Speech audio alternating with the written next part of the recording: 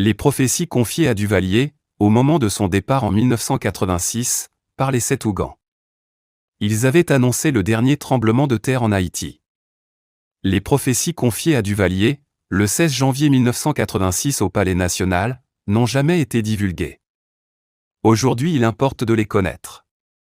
Le 16 janvier 1986, le président à vie Jean-Claude Duvalier rentre d'un voyage de Jérémie et est passé devant la statue de Ti-Amélie, réputée pour son haut pouvoir de jeter les chefs d'État.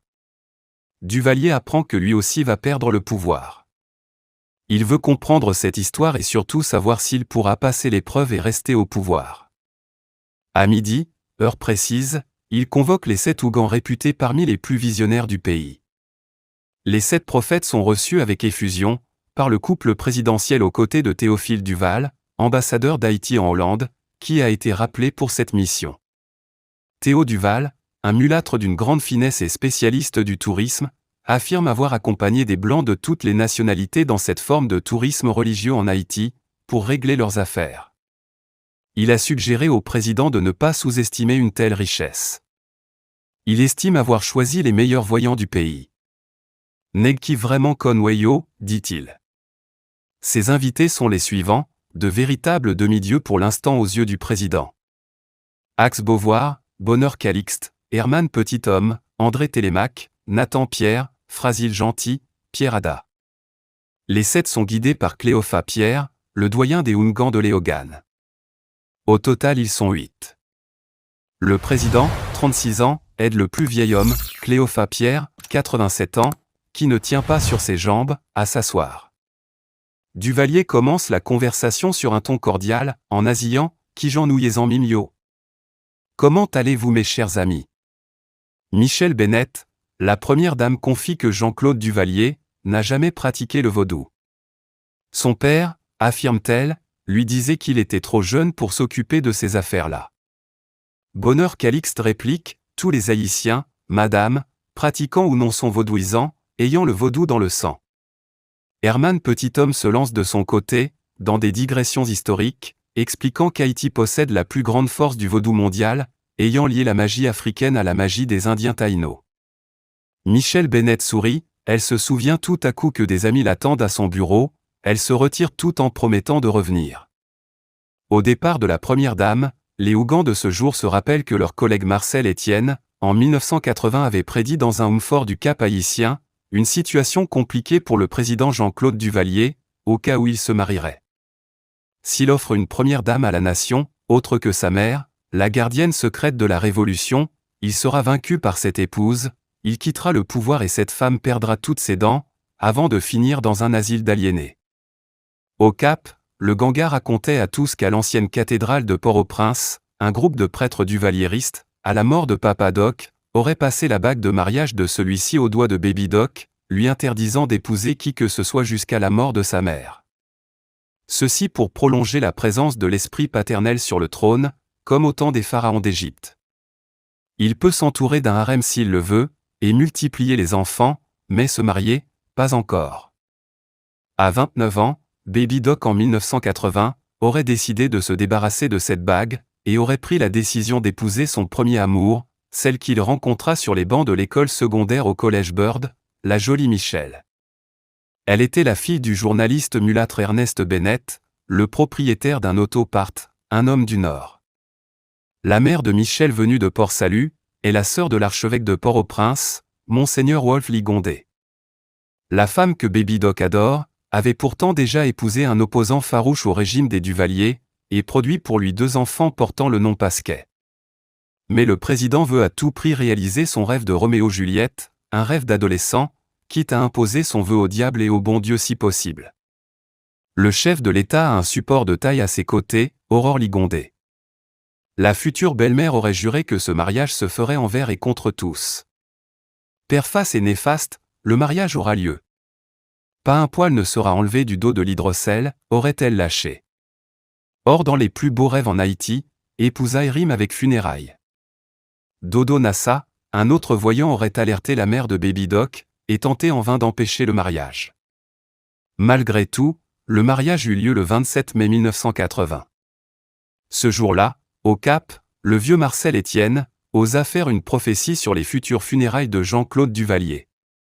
À cause de son entêtement, le président Avi mourra en Haïti 57 ans après 1957. Il sera poursuivi par le chiffre 666. Son père fut enterré à 63 ans, lui aussi il mourra à 63 ans. Son père a passé 14 ans au pouvoir, il passera lui aussi 14 ans au pouvoir. Les deux accumuleront 28 ans au palais. Baby Doc mourra inexorablement 28 ans après sa propre chute et il sera réduit en cendres, enterré avec le drapeau de l'opposition, bleu et rouge. Il laissera sur terre 3 enfants, 2 garçons et une fille. L'un des garçons sera d'un autre lit, et ne s'appellera pas Duvalier.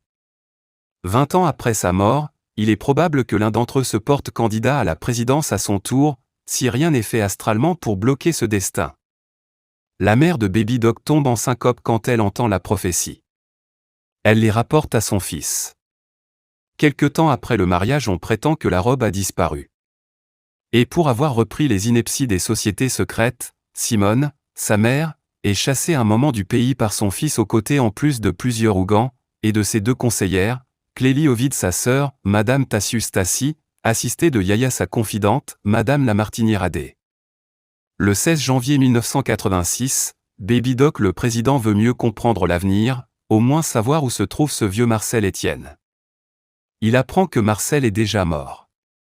Mais il accorde maintenant une chance aux 10 heures de bonnes aventures, et leur promet de ne rien faire contre eux, s'ils lui disent toute la vérité. Le président, apparemment plus à l'aise, depuis la sortie de la première dame, ramène la conversation au sujet de préoccupations réelles, en nasillant un peu plus fort. Que voyez-vous pour moi? Est-ce que je dois rester au pouvoir ou partir? Le vieil Ougan secoue son asson, les autres se mettent à chanter et soudain Cléophas Pierre tombe en transe. Sa voix n'est plus la même. Il prend les mains du chef de l'État, et on lui entend dire avec une voix d'outre-tombe, « Et y fout? Ti garçon Cambise l'a fini. Jeune homme la fête est finie. » Et le loa continue dans un créole imagé qui se traduit ainsi. Votre père a signé un contrat le 22 septembre 1957, avec les 21 esprits du Panthéon. Je suis arrivé ce jour-là sans me faire inviter. Le lot à 22 présents, c'était moi, oui moi le grand Olisha. Ton père réclamait le pouvoir pour 57 ans. Il voulait une dynastie. Il avait promis de ne pas verser du sang. Ton père en a tellement versé, après que la mer changea de couleur. Alors il mourut après 14 ans de pouvoir et son corps enterré au pays de son grand-père. Sa bague de mariage te fut confiée, pour qu'aux côtés de ta mère tu diriges ce pays pendant 36 ans. Maintenant tu as 36 ans, tu as renié le pacte en rejetant ta propre mère, et tu limitas ton pouvoir à celui de ton père, 14 ans. Tu n'as pas eu 36 ans au pouvoir, mais à l'âge de 36 ans tu dois démissionner. Le président, l'air étonné, demande, « Que veux-tu dire par là, vieux ?» Cléophas Pierre, toujours possédé, le visage transformé, racle quelques mots les yeux fermés. Vous n'avez pas gradé l'alliance avec la gardienne de la Révolution, vous l'avez brisée par une multitude d'autres actions. Par exemple, vous avez enlevé la paix aux fondateurs de l'indépendance, en ordonnant de les déterrer de leur lieu de repos, pour les placer dans ton musée du Panthéon national, sans faire ce qu'il fallait avant, une cérémonie de pardon et de réconciliation. Ils sont tout furieux contre vous, et sont en guerre se sentant enchaînés, ils veulent te punir, ainsi que le colonel Avril, le directeur du Panthéon. Vous avez abandonné les bornes et les services de la Guinée, vous avez renoncé aux droits concordataires, accordant au pape le pouvoir de décision sur Haïti. Doudou, Duvalier, tu nous as trahis. Baby Doc subitement se met à tousser. Il veut en savoir plus. Des prophéties pour 50 ans. Au lieu de continuer à entendre la liste des reproches, Duvalier veut plutôt savoir ce qui va se passer dans l'immédiat. Cléophas Pierre verse de l'huile dans une assiette blanche, qu'il se met tourner sur ses jambes. Le 7 février 1986, ce sera le mois du vent, le mois des malheurs.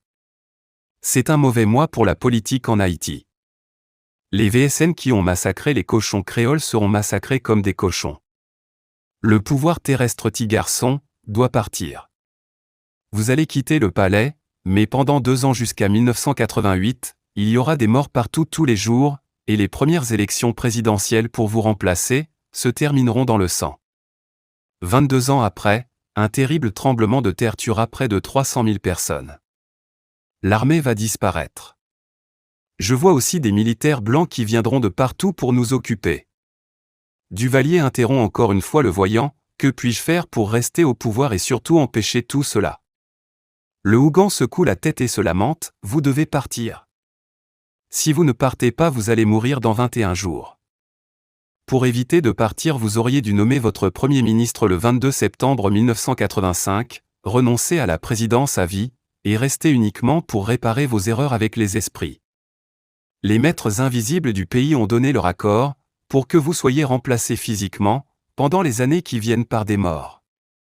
Des morts à n'en plus finir. Quoi? Des morts? Qu'est-ce que ça veut dire, lâche le président. Cléopha Pierre continue, oui. Parce que vous avez bouleversé les tombes des fondateurs de l'indépendance, les portes du monde invisible sont ouvertes maintenant, et les morts vont diriger ce pays désormais. Cléopha Pierre sans faire de pause, continue d'une seule traite, à travers la voix du Loa qui le chevauche.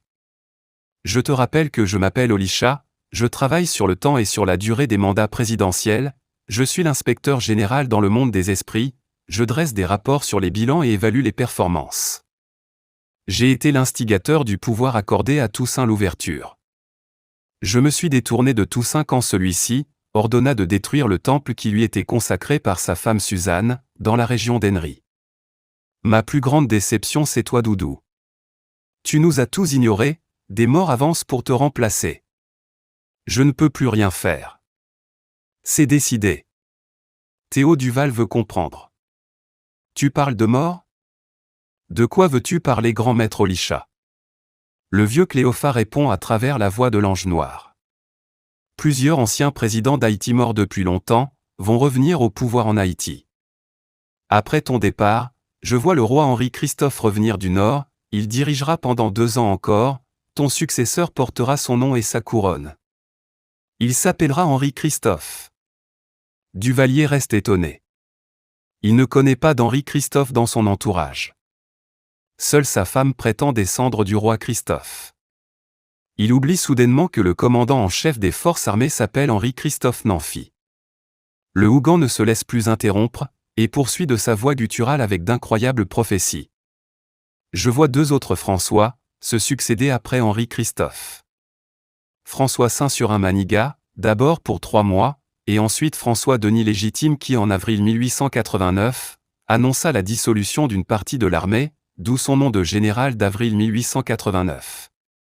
Le nouveau général prendra le pouvoir en 1988, mais s'en ira pareillement après un éclatement de l'armée, il connaîtra ensuite l'exil, puis un jour la prison en Haïti, puni par les esprits des fondateurs de l'indépendance, qu'il a fait déterrer pour rien.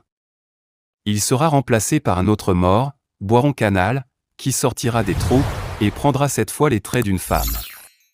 Elle ira en prison après avoir organisé des élections présidentielles, qui porteront au pouvoir un prêtre, le général Jean-Baptiste Yayou. Yayou fut brûlé vif sous le gouvernement de Pétion, qui l'accusa de vouloir faire envahir Haïti par des troupes étrangères. Il aura la présidence cette fois, il reviendra avec la même popularité auprès des masses Congo, et appellera des troupes étrangères sur le territoire haïtien. Certains de ses opposants seront brûlés vifs, il connaîtra aussi l'exil mais finira par épouser une fille de Dessalines, le même nom que la présidente qu'il enverra en prison, et qui sortira des trous de Boiron Canal. Le président Duvalier ne comprend plus rien. Il commence par se montrer impatient. Cléopha Pierre comme une locomotive refuse de s'arrêter. Ne vous inquiétez pas, pendant cette longue période, ce pays deviendra instable et difficile à gérer. Même Toussaint Louverture essayera d'imposer ses neveux au pouvoir, d'abord une tortue qui remplacera Yayou son ennemi, et qui passera le pouvoir à un autre neveu de Toussaint, venu de Marmelade, qui aura 2 mandats présidentiels, et qui dirigera le pays dans la catastrophe, des inondations et un tremblement de terre horrible. Ensuite on aura un président qui sera un danseur de carnaval. Ce sera bien Saint-Fort de Pradine, le chef de cabinet d'Alexandre Pétion. Son assistant a été Laurent Michel Vieux, qui deviendra cette fois le Premier ministre de Despradines. Le jour de la mort de Dessalines, ils organisèrent une grande fête, et ils le referont encore un autre 17 octobre, dans la zone même de l'assassinat au Pont Rouge.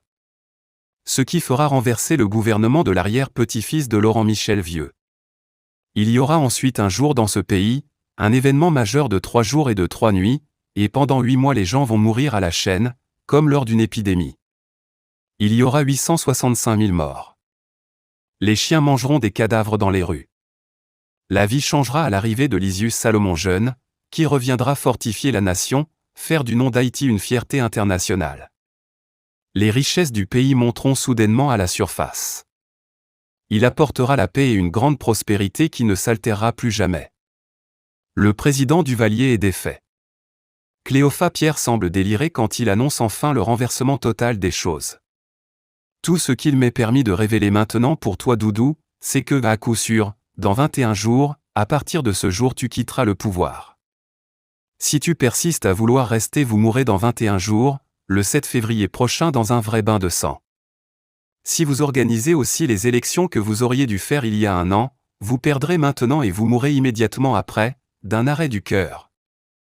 De toute façon tu mourras un jour d'un arrêt du cœur. La cambise est finie. Duvalier reste bouche bée sans sourire. Il tousse encore. Il essaie apparemment de garder son calme. Le vieux se met à chanter un air vaudou. Toujours, tout en faisant semblant de rester calme, Duvalier veut savoir quoi faire avant son départ si vraiment il n'a plus le choix. Les urgentes propositions. Nathan Pierre et André Télémac suggèrent la formation d'un Conseil national de gouvernement de 7 membres. Ce CNG devrait avoir en son sein le président de la Chambre des députés, Jaurès Levesque, le commandant en chef des forces armées, Henri-Christophe Nanfi, le secrétaire général de l'Association des journalistes d'Humérique Charlier, un membre de la Cour de cassation, un prêtre et une jeune mulâtresse de 19 ans, pour représenter la jeunesse féminine au nom de la déesse Erzulie Freda. Puis il ajoute, cette instance devrait être assistée d'un conseil consultatif de 21 membres, venus des différents départements géographiques pour représenter les 21 esprits du Panthéon. Frasile Gentil sort aussi de son mutisme pour d'autres propositions. Excellence, si vous voulez ne pas être un proscrit détesté par votre propre peuple, et enterré 57 ans après 1957, suite à un empoisonnement qui provoquera un arrêt du cœur, après tout ce que vous avez fait pour ce pays, vous devez avant 21 jours faire publier une loi reconnaissant le vaudou comme religion officielle. Annoncer la construction prochaine de 21 grands temples nationaux du vaudou, consacrés à chacun des membres du Panthéon à travers le pays, et faire retourner les restes des héros de l'indépendance à leurs places originelles. Axe Beauvoir, qui a gardé le silence depuis le début, sort tout à coup de sa poche quelques feuilles de papier dactylographiées sur un ordinateur IBM. Il cite quelques actions qu'il souhaite également avant 21 jours. Monsieur le Président, avant votre départ faites un geste. Les lois et maîtres du pays veulent une université scientifique du vaudou. Nous voulons l'officialisation des saints sacrements vaudous, par une loi reconnaissant publiquement les cérémonies de prise d'asson, de sacrement des unsi, de baptême, communion et mariage, avec la participation des autorités, comme pour les fêtes de l'Église catholique. Le Ougan Pierre Haddad ajoutait, nous voulons un jour férié consacré aux lois comme en Afrique. Nous voulons vous voir par décret interdire la stérilisation des femmes, dans les programmes du ministère de la Santé, une loi amendant les vieux chapitres du Code pénal qui condamnent le vaudou, enfin une loi prévoyant à l'extraordinaire dans le budget national, une contribution pour les recherches médicales du vaudou. Bonheur Calixte suggère, et avant votre départ, Excellence, je vous conseille de faire des cérémonies en l'honneur des 21 esprits du Panthéon. Si vous faites tout cela, vous partirez sans crainte, il n'y aura pas de bain de sang jusqu'à votre retour. Il y aura alors un New Deal. Sinon vous allez tomber dans une déchéance totale, vous allez marcher raide sans pouvoir regarder à droite ou à gauche, raide comme une queue macaque. Vous serez sans argent, et même vos funérailles nationales, un jour seront interdites en Haïti. Duvalier, fatigué apparemment d'entendre toutes ces inepties, se met debout, avec l'air d'un chef d'État contrarié. Il prend le document des mains d'Axe Beauvoir, le plie en 4, le glisse dans sa poche et promet de l'approfondir. Il fait signe au Ougan de se lever. Il se montre un peu pressé. Il affirme qu'il a un autre rendez-vous, avec un certain Neville Gallimore, venu spécialement le voir de la Jamaïque, avec un message secret du président Ronald Reagan des États-Unis. Il ne prend plus au sérieux ces plaisantins venus pour le faire marcher d'après lui. Il se croit invincible. Axe-Beauvoir, qui comprend vite le regard impatient du chef de l'État, se met aussi debout, et courageusement place rapidement un dernier mot. Monsieur le Président, il semble qu'il y ait eu un pacte similaire signé aux Philippines, avec le président Ferdinand Marcos en 1965, pour lui donner un pouvoir de 21 ans sur demande des 21 esprits maîtres des Philippines, comme en Haïti. Le 7 février 1986, il atteindra ses 21 ans au pouvoir. Il a commis aussi de nombreuses fautes comme vous, et il doit aussi s'en aller. S'il organise des élections pour se faire réélire, il sera balayé. Erzuli Dantor va le remplacer au pouvoir le 7 février prochain. C'est fini. Nous sommes venus vous dire la vérité, vous mentir aurait été un sacrilège. À vous de choisir entre la vérité et le mensonge. Cléophas Pierre avec son Loa Olisha à la tête, est soutenu par Axe-Beauvoir. Il fait un pas en avant cherchant la porte de sortie, tout en marmonnant quelques mots à la fin. Doudou, si tu n'écoutes pas les lois, tu vas tout perdre en exil, ta femme Michel t'abandonnera, comme la bague de ton père, que tu as jetée à la poubelle. Tu connaîtras les pires épreuves, tu seras réduit à la mendicité. Ta mère mourra très malade en exil, tremblante comme une feuille du désert dans un vent glacial. Ta grand-mère, la mère de ton père, Uressia Abraham, est morte folle, pour avoir incendié le péristyle de sa famille à Chantal dans le sud. Si tu ne crois pas dans tout ça, on ne peut te forcer à comprendre, président, c'est vraiment dommage. Duvalier, l'air de plus en plus contrarié, secoue la tête et lève les yeux au ciel comme pour dire « foutaise ». Il ne semble pas trop accorder crédit à tous ces racontards, il se sent simplement choqué. Il n'a jamais été un grand croyant ni un mystique. Il a toujours été juste un chrétien non pratiquant. Ce n'est pas le vaudou qui va lui faire croire à ce qu'il prend pour des salades. S'il n'a plus rien à gagner, pourquoi doit-il en peu de jours avant son départ, procéder à de telles réformes? S'il est appelé à souffrir, tout le monde doit souffrir. S'il est obligé de partir, il ne veut que l'armée pour le couvrir. Papa Doc François Duvalier disait avoir fait un mariage avec l'armée, le binôme armée-peuple. Baby Doc n'a plus confiance que dans cette épouse. Même la milice n'est pas sa priorité. Encore moins le milicien député Jaurès Levesque, le président du Parlement, lui paraît vraiment insignifiant. Baby Doc reste toutefois courtois, il salue la délégation et remercie son ami Théo Duval, qui semble être effrayé par toutes ces révélations ou ces malédictions. Le président tape sur l'épaule de Théo, et lui demande de le rappeler. Quand les Hougans quittent le palais, raccompagnés par un soldat de la garde présidentielle, le ciel se couvre de nuages. Le président fait entrer Neville Gallimore, le message de Reagan est le même, la famille présidentielle doit quitter le pouvoir. Dans 2 semaines, le 31 janvier 1986, Reagan compte envoyer un petit avion chercher le président et sa femme, pour les emmener en exil à la Jamaïque. Duvalier commence vraiment par s'énerver et congédie Neville Gallimore. Il veut une semaine de réflexion. La première dame, en rentrant dans ses appartements, ouvre la radio et reçoit aussi une mauvaise nouvelle. AMH, l'association médicale haïtienne, dirigée par le docteur Michel Lomini, réclame la chute du gouvernement et le départ immédiat des Duvalier. La presse haïtienne se cantonne dans l'opposition radicale. Des dizaines de journalistes et correspondants de presse signalent que de violentes manifestations anti-duvalieristes dans tous les départements exigent le départ des Duvalier. Les choses commencent par se gâter.